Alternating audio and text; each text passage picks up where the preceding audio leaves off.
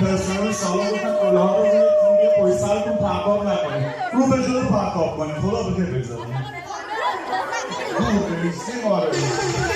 خب آماده هستیم؟ شروع کنیم.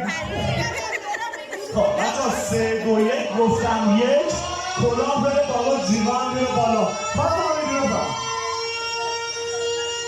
خب امروز در جمع بچه‌های گل دبیرستان سرافرازان بودیم، جشن فراغت تحصیلیشون بود، انرژی داشتن، خیلی عالی، درجه 1. میگی نه نگاه کن بچه‌ها بشماریم 3